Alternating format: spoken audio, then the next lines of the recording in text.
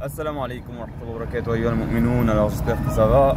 Alors dans cette vidéo Inch'Allah en direct d'Égypte, bon la vidéo que vous n'avez pas la visionner en direct je pense, c'est sûr même Inch'Allah, mais là je filme en direct. Donc là vous avez la mosquée, vous voyez la grande mosquée, est-ce qu'on peut zoomer? Masha'Allah, tabarakallah, vous voyez la belle mosquée, Allahumma barik, Muhammad Ali. Alors subhanallah, on va parler de quoi? On va parler de Ramadan. Vous pouvez aussi voir la conduite en Égypte, comment on sait. Alors, subhanallah, donc Ramadan, qu'est-ce qu'il faut savoir sur Ramadan? Premièrement, subhanallah, que Ramadan, ou une chose qu'il faut savoir, c'est que c'est le mois durant lequel le Coran al-Karim est descendu. Ainsi, Allah ta'ala dit, qu'est-ce qu'il dit? Shahr Ramadan alladhi unzila fihi al-Quran, le mois de Ramadan dans lequel est descendu le Coran. Ainsi, le Coran al-Karim il est descendu pendant ce mois-là. C'est quelque chose qui est important pour les musulmans. De plus, on apprend du hadith du prophète sallallahu alayhi wa sallam que c'est aussi le mois durant lequel est descendu At-Tawrah wal-Injil wal-Zabour ala nabiyullah Daoud, ala nabiyillah Daoud alayhi salatu wa salam. Naam. D'accord, donc les psaumes, l'évangile, la Torah sont descendus aussi durant ce mois-là. Donc pour le musulman, c'est un mois qui est important.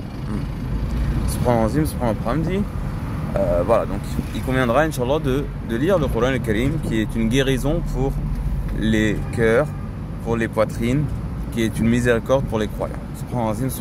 Et dans lequel il y a Tibyan, les kulli shay, Tibyanun, les kulli shay. Ça montre toute chose, ce Coran-là. Subhanallah wa bihamdihi.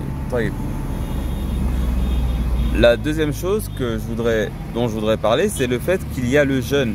Allah ta'ala a dit فَمَنْ شَهِدَ مِنْكُمُ الشَّهْرَ فَلْيَصُمْهُ, celui qui est présent pendant ce mois-là. Regardez l'Égypte. Subhanallah. Là-bas aussi. Alors, subhanallah, celui qui assiste au mois, qu'il le jeûne donc.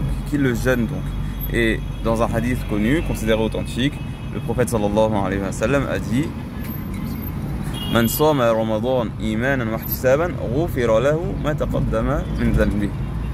Celui qui jeûne le mois de Ramadan imanan, avec la foi, wa ihtisaban, en espérant la récompense sur Allah subhanahu wa ta'ala, alors Allah subhanahu wa ta'ala il lui pardonne ses péchés antérieurs, ses péchés passés. Et il y a aussi man qama Ramadan imanan wa ihtisaban ghufira lahu ma taqaddama min dhanbihi. Le fait aussi de se lever en prière pendant la nuit, pendant le mois de Ramadan. Bon, donc ces deux choses-là. Et il y a une troisième chose que je voulais dire, c'est quoi le jeûne? Le jeûne, il s'agira donc durant les journées, donc du Fajr jusqu'au Maghrib, de se priver de manger, de boire, d'avoir des rapports sexuels, mais aussi d'arrêter les futilités ou d'arrêter du moins les péchés et les propos obscènes et mensongers. Ainsi dans le hadith il y a cela.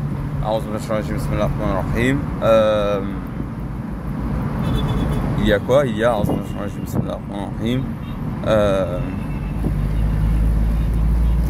Man lam yatruk qawl az-zur wal 'amal bihi falaysa lillahi haja an yada' ta'amahu wa sharabahu aw qaribun min dhalik, ou proche de cela. Celui qui ne laisse pas le propos mensonger et l'agir avec, alors Allah subhanahu wa ta'ala n'a pas besoin qu'il laisse son manger et son boire. Ainsi le jeûne, ce n'est pas le jeûne de l'élite que de jeûner avec la langue et de jeûner avec les membres. Non, c'est le jeûne normal. Il faut qu'on jeûne avec et les membres et le ventre et le sexe, mais aussi la langue et les membres, en s'arrêtant de faire les péchés et en ne mentant pas et en n'agissant pas avec le mensonge. Allah subhanahu wa ta'ala nous donne al-tawfiq pour faire cela. D'accord? Donc c'était ce que je voulais dire. Là on est à 4 minutes 38. Voilà, bon là vous voyez les Monclobos comme ça. Bon c'est vraiment le vieux Caire, il y a beaucoup de gens au Caire. Il y a 25 millions de personnes environ, c'est une métropole, vous voyez comment c'est. C'est une ville ancienne, il y avait déjà les Sahaba à l'époque. Des Sahaba qui sont venus ici, Amr ibn al-As et d'autres.